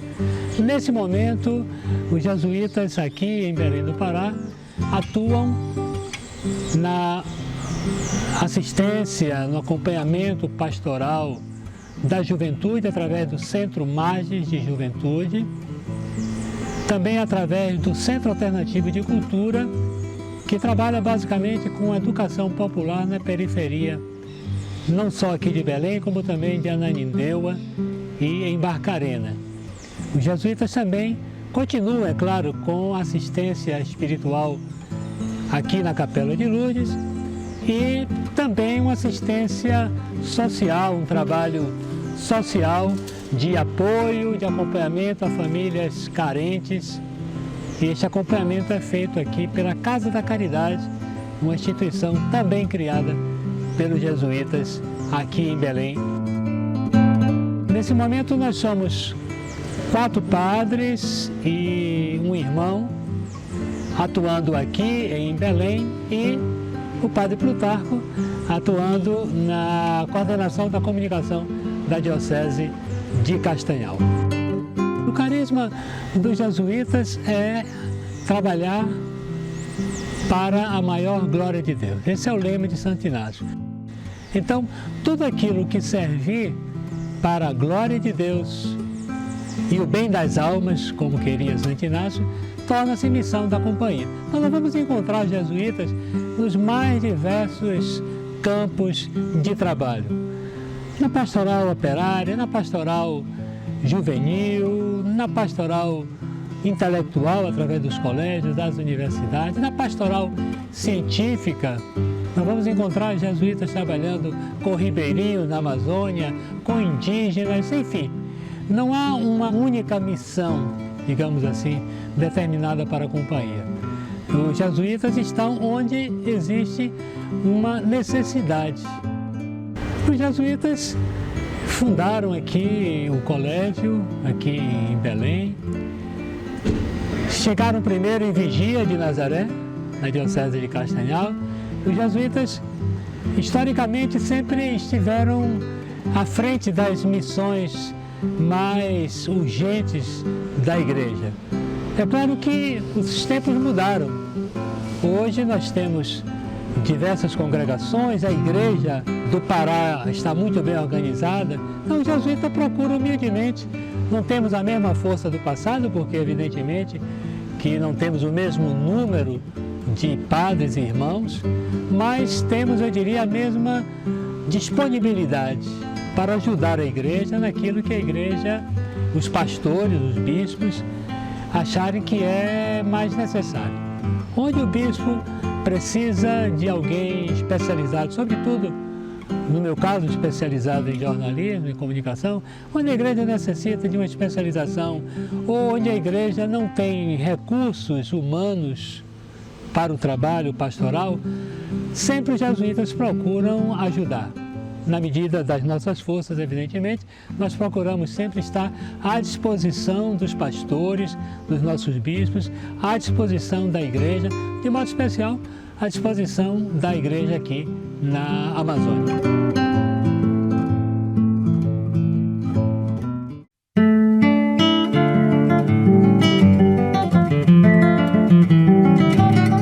Que nossos frades capuchinhos aqui no Pará, temos que, em todos os tempos, praticamente, da chegada dos capuchinhos, em 1612, em São Luís do Maranhão, em todo esse tempo sempre houve uma forte presença capuchinha no Brasil inteiro e também aqui no Pará. E na Amazônia, aqui na beira do rio Tapajós, também o rio Munim, o Capim, tem os frades que também morreram e outros trabalharam com os índios. E voltamos aqui mais, de uma forma mais definitiva, mais organizada, no final de 1800. Nossa presença aqui em Belém, começando em 1898. Começamos a trabalhar lá no Hospital da Ordem Terceira. Aqui mesmo, onde nós estamos agora, estamos desde 1902. Primeira construção, conventinho, depois o convênio que temos aqui atrás, e depois foi reformado, começou em 1905. E esta igreja começou a ser construída em 1910, terminada em 1922. Estamos em 5 frades ordenados, depois tem os nossos estudantes de teologia que estudam lá na faculdade aqui da Arquidiocese. Que um sai, outro chega, né? Mas tenha, então, seja cuidado da paróquia como cuidado da formação dos nossos jovens. As nossas atividades aqui são principalmente evangelização. Na pregação, catequese, nas celebrações, não somente nas missas, mas particularmente as confissões. Atendemos diariamente sempre muita gente nas confissões. E para uma boa evangelização existe o anúncio, a oração e o exercício da caridade. Desde o começo da nossa chegada aqui, ainda no início do século passado, tinha o refeitório dos pobres, o Pão de Santo Antônio, que ficou funcionando aqui na frente da igreja até o início deste século, onde foi construída a nova sede, nova casa aqui na Conselheiro, sempre dentro do nosso terreno. Nós chamamos agora Casa do Pão, que atende particularmente os idosos. Além disto, nós temos uma atividade com as crianças, começou uma atividade com as crianças desnutridas no Guamá, na comunidade de Santa Isabel, da Hungria. Desde 1978 até hoje, nós cuidamos particularmente de crianças em situações difíceis, seja de desnutrição, seja familiares, seja de tantas situações assim. E já uns anos atrás, mas agora na outra forma, estamos iniciando outro trabalho lá no Tucunduba, onde Frei Apolônio trabalhava tempo atrás. Mas o carisma principal é encarnar e viver o Espírito de São Francisco, na vida consagrada, na obediência, na pobreza e na castidade. Desprendimento do poder material e confiança em Deus. Transmitir este espírito de comunhão, de amor a Deus, em uma vida de simplicidade, de pobreza, em vida comunitária. Como Francisco exercitava sua missão, evangelizar, particularmente os pobres. E esse sempre foi nosso carisma, por isso temos estas atividades. Com ajuda também, particularmente das irmãs Doroteias, Filho do Sagrado Coração, nestas creches. Nutrimos muita fé no futuro da Igreja, da Ordem. Isso não só para nós, mas para a Igreja inteira, a Igreja Católica. Se falava que outras religiões iam ultrapassar o número dos católicos, dos cristãos, mas até agora não aconteceu. E a diferença, digamos, entre cristãos e outras religiões está até aumentando, quer dizer, porque a realidade, se no mundo ocidental tem uma crise, na Ásia, na África, na própria América Latina, tem um crescimento da fé e da devoção e do amor a Deus. Por isso, não devemos pensar que a Europa seja o centro do mundo da própria Igreja. A Igreja está se espalhando. Por exemplo, é o nosso próprio Papa Francisco, né, que vem da América do Sul. Portanto, a Igreja está bem viva, bem atuante no mundo inteiro. E isso nos anima para dizer que vamos continuar nosso trabalho de evangelização, de celebração e de exercício da caridade.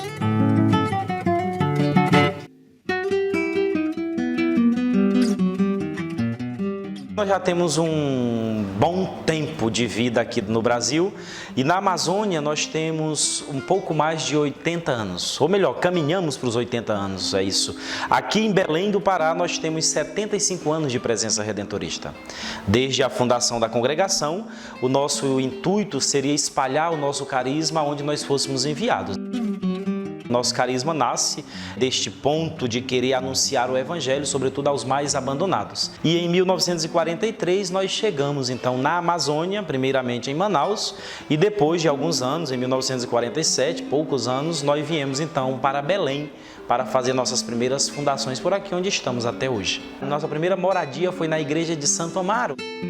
E depois, então, já se teve a ideia de fundar aqui, onde estamos hoje, um trabalho mais próximo do povo e, até então, a ideia de construir uma paróquia. Aqui, Perpétuo Socorro, era uma capela da igreja de São Raimundo Nonato, que é a nossa mãe fundacional. Mas depois que os norte-americanos, que vale a pena lembrar que não foram os brasileiros, os primeiros padres a vir para cá, vindo de Manaus, mas porém dos Estados Unidos, foram os padres norte-americanos. Então, pouco tempo depois, creio que cerca de 1 ano e meio, 2 anos, nós já nos mudamos para cá, e começamos então a construção da área missionária e depois possível paróquia Nossa Senhora do Perpétuo Socorro.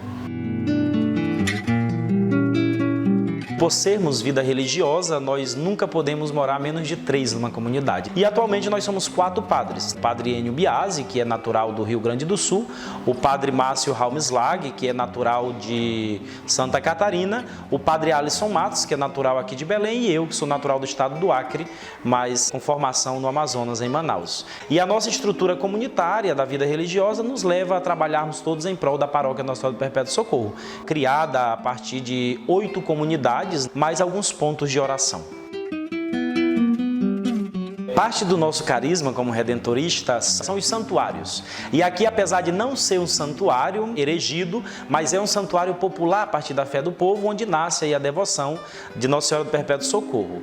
E essa devoção, ela desde a chegada, ela já foi presente aqui e bem ativa com o povo, se tornando um referencial. Então, todas as terças-feiras, das 5h30 da manhã até as 21 horas, nós temos novena de hora em hora. Entre elas tem 3 missas também na terça-feira e sempre com a igreja muito cheia de devotos que não só de Belém vêm participar desta novena. E é uma novena criada por nós redentoristas que tem já 100 anos de acontecimento, à luz da devoção à Mãe do Perpétuo Socorro.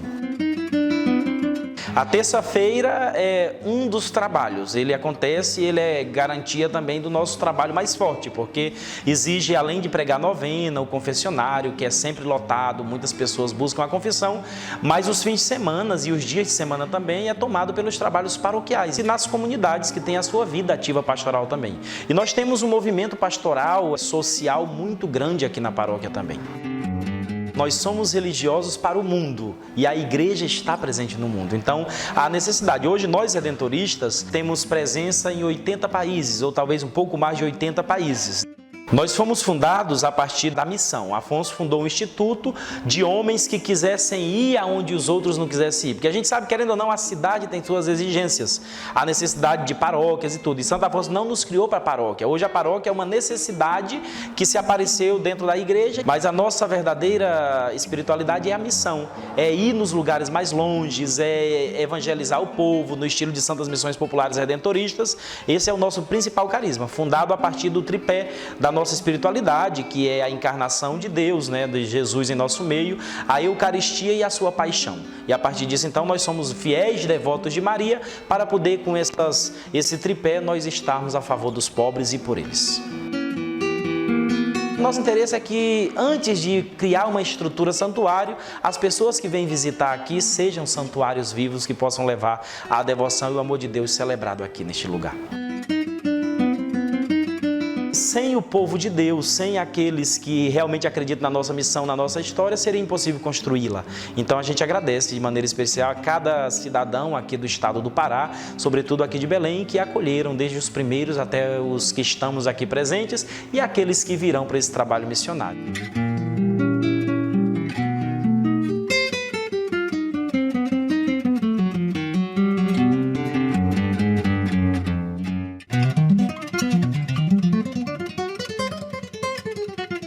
Nesses últimos anos, sobretudo com a presença do Dom Alberto Taveira Corrêa, a Arquidiocese teve essa percepção da necessidade de criar realmente novas paróquias nesses territórios cuja presença da igreja era realmente muito pequena. Você tem uma paróquia central e às vezes tem uma capela ali, outra capela ali, outra ali, mas tem áreas onde a paróquia não alcançava pelo seu trabalho.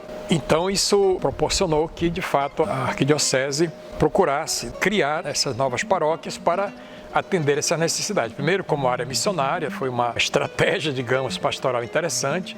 E a partir da área missionária, estabelecida ali já as relações com essas pessoas que estão vivendo ali ao redor de uma capela, que seria a matriz, então se estabelecer a paróquia.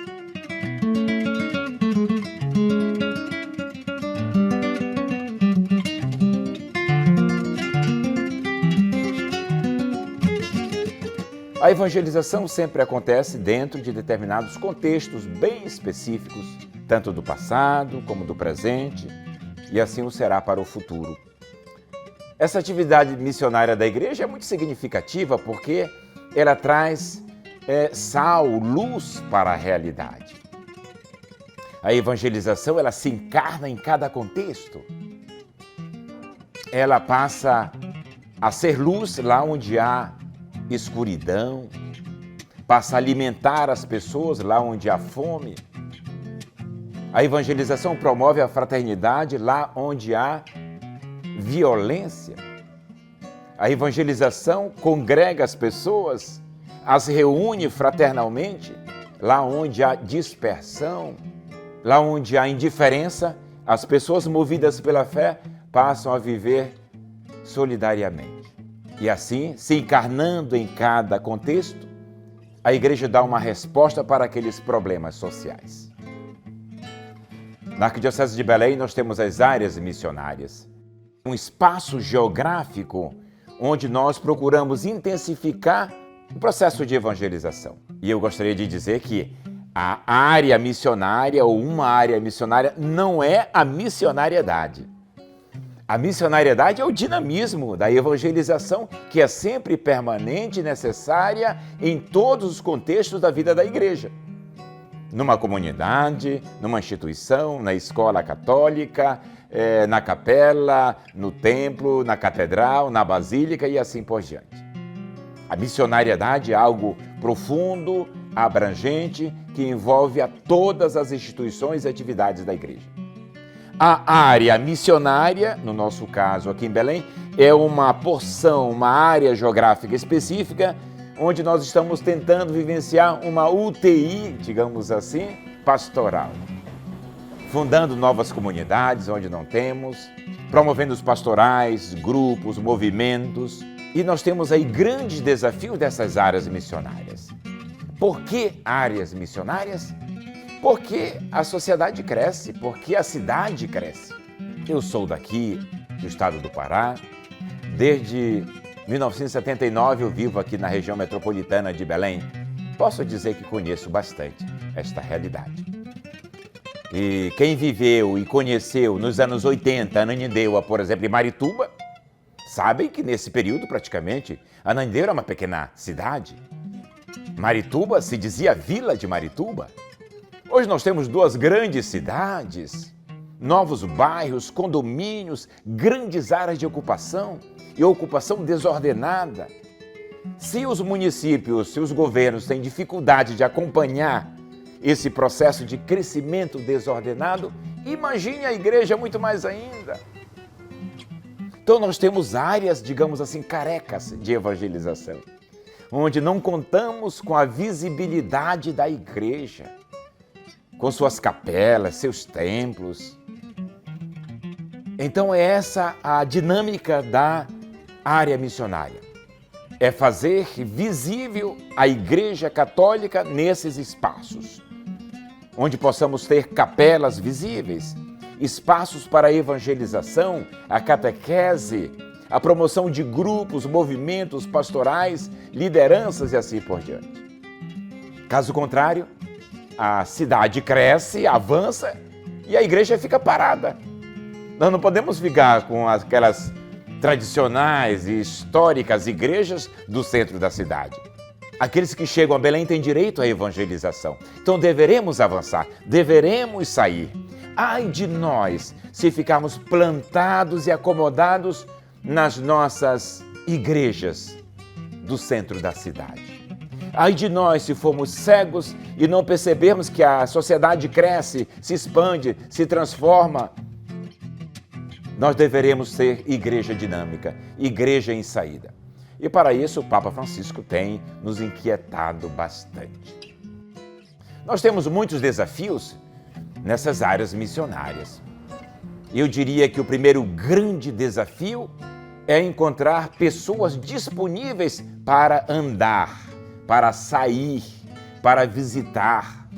Pessoas capazes de se expor.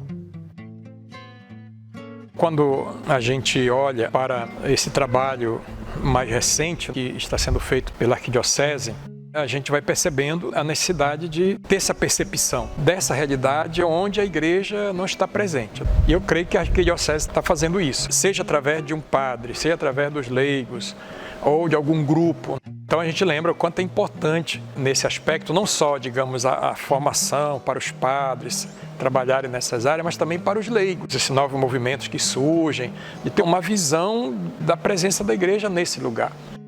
Essa proposta da igreja em saída, que a gente já vem observando há algum tempo, isso seja reiteradamente renovado, constantemente reforçado, e contar com os leigos para isso, porque nem em todo lugar a gente tem padre.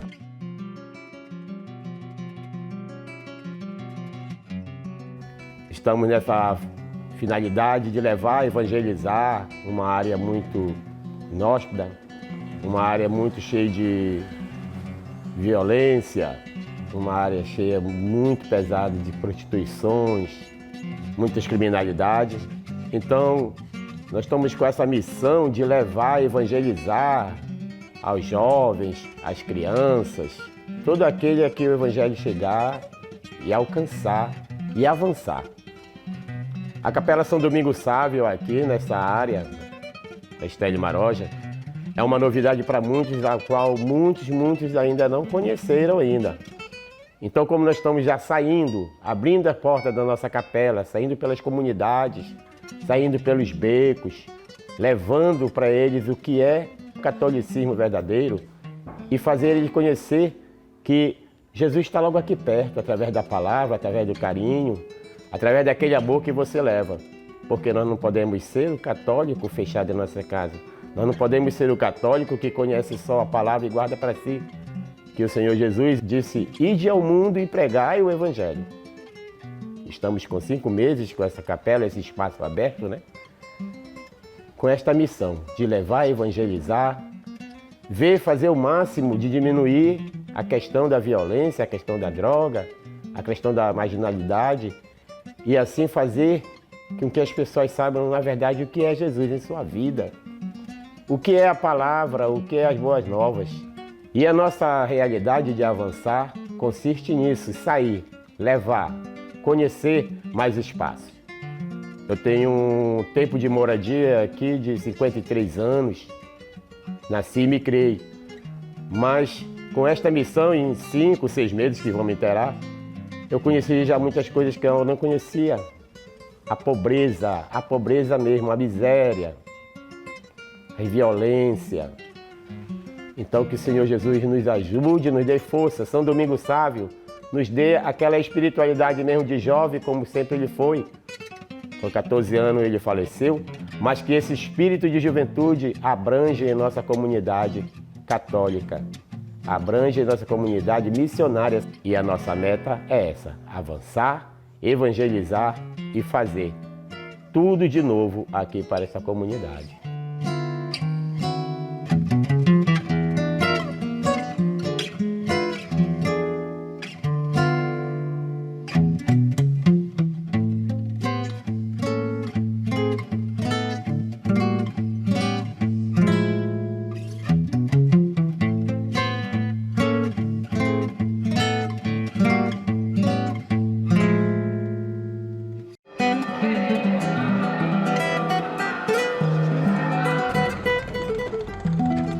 Foi uma coisa muito importante para o trabalho da arquidiocese, o trabalho da igreja. Foram criadas quase 50 paróquias nesse período e isso foi significativo e é significativo para que a igreja tenha realmente essa capilaridade, essa presença bem marcante ao lado das pessoas, sobretudo aquelas que são mais necessitadas, das pessoas que estão mais na periferia ali e necessitadas da presença da igreja.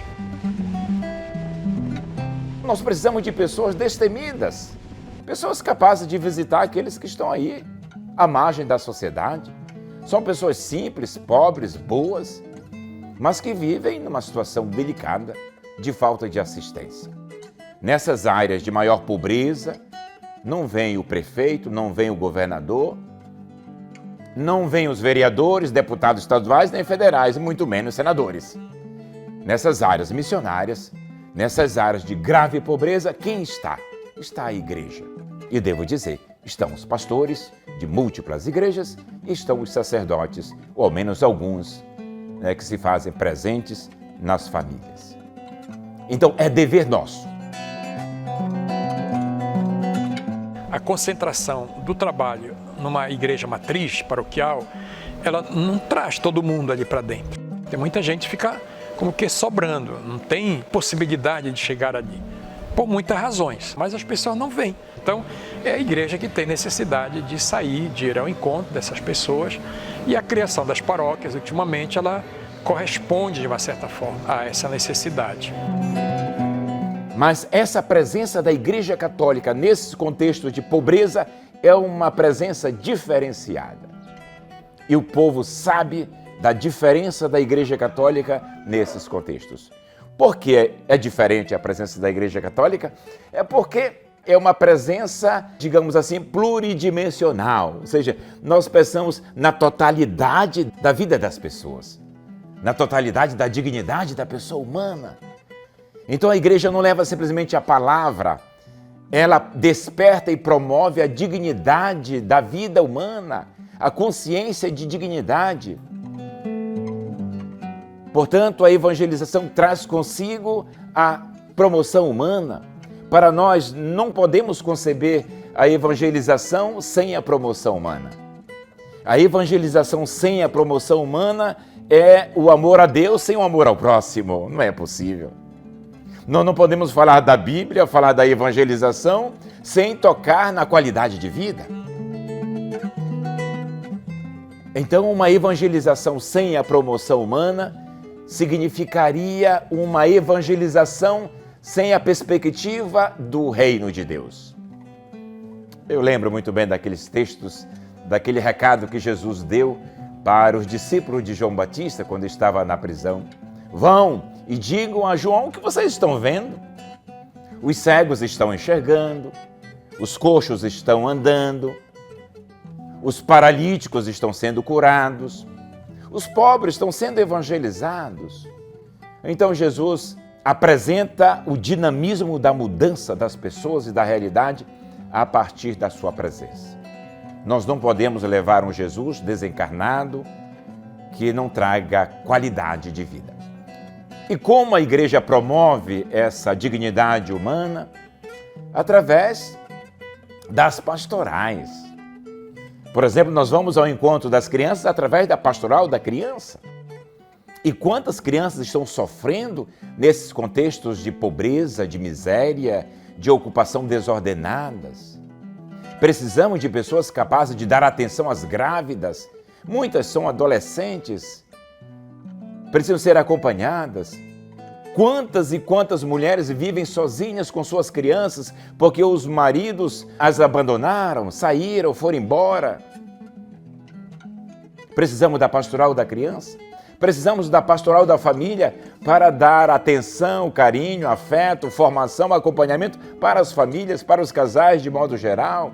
Quanta violência nós contemplamos nessas periferias. Nós precisamos também de missionários, de voluntários para cuidar dos jovens. Quanta violência, quantos jovens assassinados, quantos jovens com mãos decepadas, quantos jovens surrados, quantos jovens no mundo da droga, quantos jovens aprisionados, quantos jovens que vivem no outro contexto de menos pobreza, mas sem o sentido da vida, sem paixão pelo viver. Então, essa criminalidade que está aí de modo desenfreada é um alerta gravíssimo para a igreja, dizendo: dê atenção aos jovens. E não dar atenção aos jovens não é simplesmente não amar Jesus, é não acreditar no futuro da sociedade. Não dar atenção nos jovens é não apostar no desenvolvimento humano, é não pensar na beleza da igreja. Então, nós temos aí um desafio muito sério, muito grande, em relação à infância, à adolescência e à juventude. Os jovens estão sendo assassinados, martirizados, e devemos dar atenção aos jovens. Mas nós temos também outros grandes desafios pastorais nas áreas missionárias, como, por exemplo, além dessa formação das diversas pastorais, grupos e movimentos, porque são formas de agregar, de reunir a comunidade, nós temos também o desafio da formação de lideranças. Precisamos de líderes, nós não queremos o tempo todo ficar importando líderes. Eu digo que logo no início é necessário, sem dúvida, fazer uma convocação de lideranças, de líderes de diversas comunidades e paróquias para entrar num determinado território. Mas depois é necessário formar líderes daquele contexto para que possam, assim, assumir a própria responsabilidade da evangelização local. Líderes para poderem, assim, servir a própria comunidade nas diversas necessidades, seja na coordenação da comunidade, das pastorais, dos grupos, dos movimentos e assim por diante. Lá onde a liderança é importada, as comunidades ficam entanguidas, ficam infantilizadas. Nós queremos líderes que possam formar outros líderes.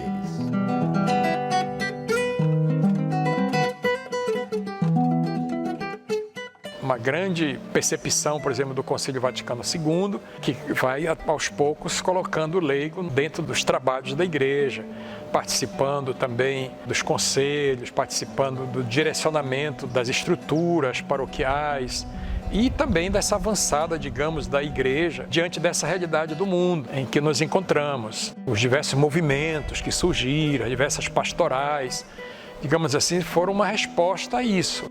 Os movimentos que tentaram atingir os segmentos mais distantes da sociedade, reflete realmente uma espécie de renovação da igreja, utilizando a força do laicato, a criatividade, a capacidade do laicato. Isso tem produzido muitos frutos na igreja. A igreja tem uma postura diferenciada, profética. E eu creio que algo que está faltando ainda muito é a colaboração, é a parceria entre os diversos setores da vida da sociedade. Por exemplo, o governo municipal, o governo estadual, lamentavelmente, eu tenho uma história de trabalho social nesta Amazônia. E, lamentavelmente, eu digo que há uma miopia muito grande dos governos municipais e estaduais, quando às vezes não percebe a grande contribuição que a igreja pode dar no desenvolvimento humano da sociedade. E como poderia ser essa colaboração do Estado e do município? Através de convênios. Nós temos uma diversidade de trabalho enorme nestas áreas missionárias e nas paróquias. Nós temos um trabalho imenso promovido pela Caritas, por exemplo, cuidando de crianças, adolescentes, jovens, famílias e assim por diante, doentes. Nesse tempo de pandemia, quanta situação foi visitada, encarada, ajudada, transformada. Então, um governo sábio, um governo municipal sábio, governo estadual, governo federal, consegue identificar esses parceiros. E numa outra instituição no mundo que faça um trabalho filantrópico de maior relevância, incidência e grandeza do que a Igreja Católica. A Igreja Católica é a maior instituição filantrópica do mundo, porque está em todos os países, quase em todas as culturas, em todos os povos. Então ela merece, necessita desse apoio, não só dos governos municipais, estaduais e federais, através de convênios, outras formas de colaboração, mas também dos empresários. Quantos empresários católicos aí que estão acumulando riqueza, dinheiros em contas bancárias que poderiam ser socialmente responsáveis. Imagine só se as empresas de homens e mulheres católicos fossem socialmente responsáveis. Quanto bem não poderia fazer. Estou aqui atrás de mim, esse espaço aqui é alugado, poderia ser comprado. Nós temos uma outra casa aqui atrás, também alugada, e é onde está se desenvolvendo um projeto social com música. Nós precisamos de colaboradores, é uma saca de cimento, é uma grade, é uma cadeira, é uma mesa. Então, vejam só, possibilidades de envolvimento, de contribuir com a sociedade a partir da consciência de responsabilidade da sua empresa.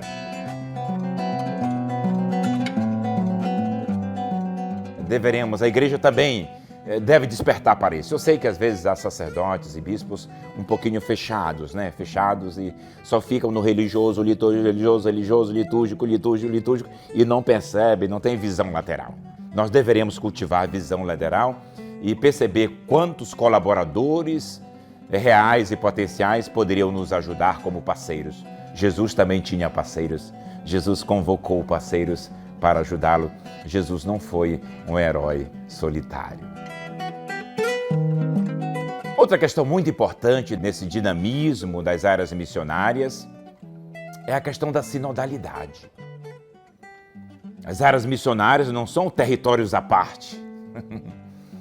As áreas missionárias são espaços onde pulsa o coração missionário da igreja, porque ela está crescendo, está se organizando. E todos os sujeitos da igreja deveriam colaborar, deveriam contribuir. Portanto, todas as paróquias, grupos, movimentos, congregações. Se nós tivéssemos o apoio das novas comunidades, das congregações, das instituições católicas nessas áreas missionárias. Essa experiência de evangelização na periferia, nas áreas missionárias, é um espaço que chama a atenção, que convoca a consciência da sinodalidade da igreja. Ou seja, todos juntos, em mutirão, em comunhão, promovendo a evangelização. Eu sonho com isso cada vez mais. E hoje em dia a gente tem visto também um crescimento significativo das chamadas novas comunidades que, sem querer substituir as ordens religiosas ou a vida consagrada nas seus diversos carismas, tem, na verdade, uma presença que mostra preocupação com alguns segmentos que às vezes estão aí sem uma participação na vida da igreja. Vem ao encontro de algumas necessidades que a igreja tem e que a gente observa tem produzido seus frutos, que vai ao alcance realmente dessas pessoas que querem uma maneira, digamos assim, diferente um pouco daquela que é dada na paróquia, vivida na paróquia, ou nessas antigas ordens, o modo de trabalhar dessas antigas ordens, e consegue nesses novos movimentos, nessas novas comunidades, verdadeiramente sentir a presença da igreja próxima delas. Eu creio que para muita gente isso veio ao encontro dessa vontade, desse desejo de pertencer à igreja, de fazer aquilo que a igreja pede de um modo diferente, sem estar ligado a uma estrutura mais tradicional. E eu creio que esse é um caminho que está sendo feito e que com certeza vai crescer na igreja, vai avançar. Eles foram essa avançada da igreja para realidades que às vezes a paróquia não alcança, não atinge, ou em nível paroquial são áreas específicas, âmbitos, realidades humanas específicas, e fazem um grande e belo trabalho que vão ao encontro de realidades também de pessoas que não estão nem dentro da paróquia tradicional e nem dentro desses movimentos ou pastorais leigas. Eu creio que quanto mais nós formos verdadeiramente irmãos, trabalhando em sinodalidade, em comunhão, muitas comunidades se desenvolverão com mais facilidade e crescerão com mais vigor. Nós precisamos dessa sinodalidade, dessa ação conjunta, dessa sinergia na evangelização. Portanto, você, congregação, você, movimento, você, nova comunidade, e a todos aqueles que estão acomodados com ações tradicionais, estão sendo convidadas a se fazerem presentes nas áreas missionárias para vermos crescer cada vez mais a Igreja Católica nesses espaços.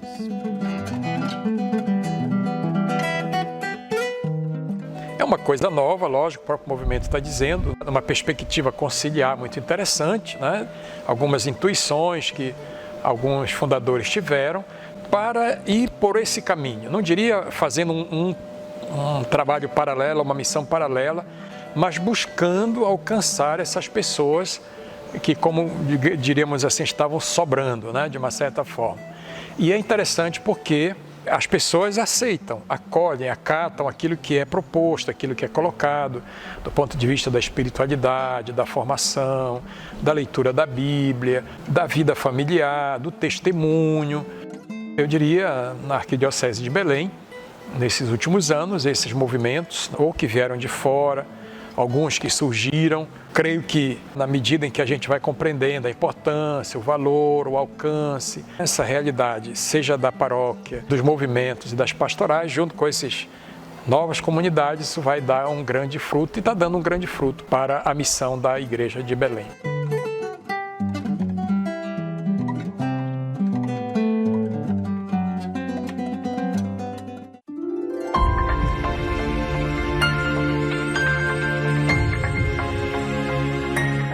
O historiador não trabalha com o futuro, né? O historiador trabalha com os horizontes do passado. Eu creio que em qualquer lugar tem os grandes desafios que a gente tem que olhar com muito cuidado.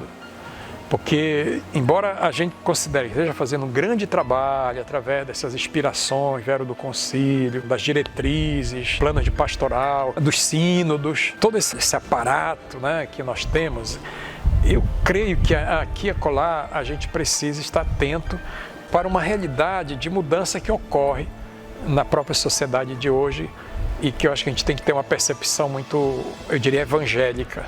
Não uma percepção apenas da lei, da norma, do direito, mas uma percepção evangélica que vai além disso, como nos ensinou a igreja primitiva, que vislumbrou horizontes. Então a gente tem uma realidade, não só das ideologias que estão por aí, que essa gente já conhece de cós salteado. Na verdade, uma realidade de mudança que está debaixo dos nossos olhos, não sei se a gente percebe que é uma nova antropologia, um novo humanismo, uma nova humanidade que está surgindo debaixo dos nossos olhos, com concepções completamente diferentes das nossas, concebidas, são paradigmáticas, mas que estão aí, como que gritando. Isso é perceptível, é lógico, naquilo que é para nós o mundo urbano, com toda a sua diversidade, complexidade, multiplicidade, que às vezes a gente não consegue perceber. Em geral, o nosso paradigma é o paradigma da uniformidade, de um universo único, onde todas as forças convergem para um centro. E a gente vê que a sociedade, ela não é assim. A sociedade hoje ela é uma implosão. E, sobretudo, o ser humano ele está aí presente dentro de uma realidade que Às vezes a gente não consegue entender, não consegue aceitar, não consegue chegar lá. Você vai dizer, porque isso é fruto de uma ideologia. Não, é fruto do processo histórico. A gente tem que entender isso. A história, ela dá passos, às vezes ela dá saltos, às vezes ela vai muito devagar, mas ela está dando passos. E nós devemos acompanhar e devemos saber acompanhar isso. O nosso perfil, o nosso rosto de pastor, ele deve estar atento para isso, não para as ovelhas que estão aqui dentro do nosso redil, do nosso curral, mas para as ovelhas que estão espalhadas por aí, que não é só uma ovelha, são várias ovelhas que estão espalhadas em diversos cantos, diversos âmbitos, diversas latitudes, geografias, que a gente tem que ter coragem de se abrir para isso. Fechar não é uma perspectiva cristã, eu acredito. O próprio Jesus, ele rompeu estruturas milenares, legais, patrimoniais, templárias, sacrificiais. Ele criou algo novo, completamente novo, nova aliança. Isso, eu creio que é o nosso caminho. Como a gente vai fazer isso? Isso a gente tem que ver juntos. Não adianta a gente dar saltos para um paraquedista que quer voar e fazer um voo solo. Isso a igreja não recomenda e a igreja não é isso. Mas juntos a gente tem que encontrar.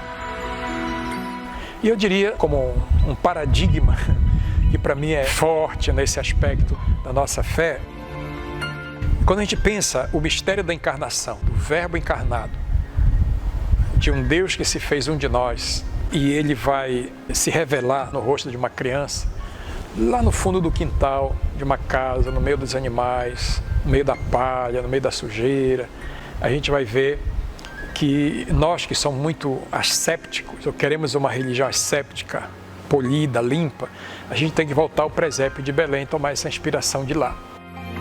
Além do mais, essa revelação do Verbo de Deus na carne humana, ele foi mostrado primeiro para um casal, Maria e José, um casal lá de Nazaré, da Galileia, e para os pastores.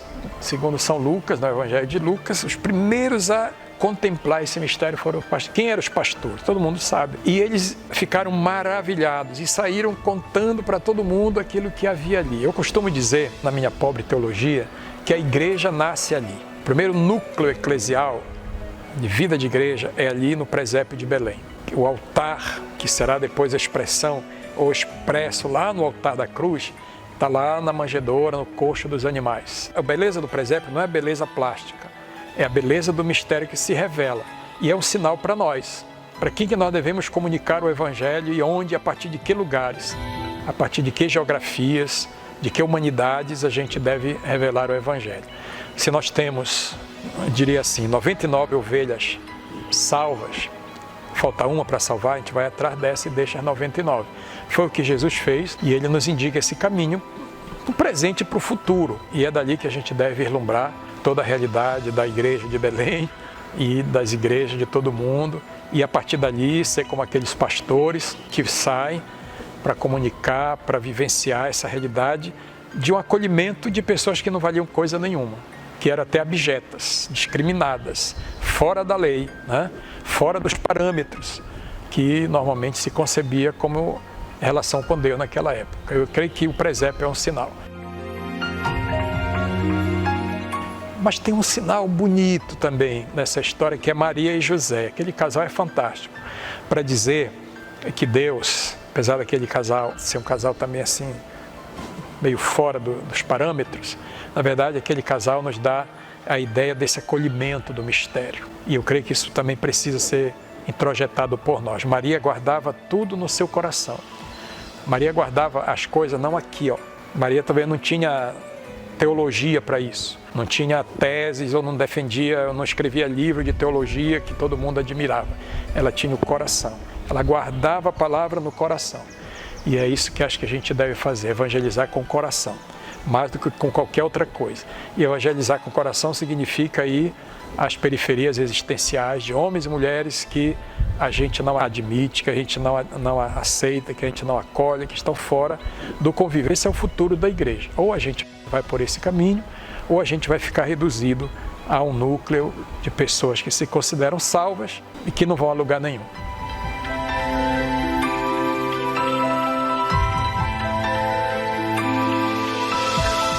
A atividade missionária da igreja é um compromisso permanente.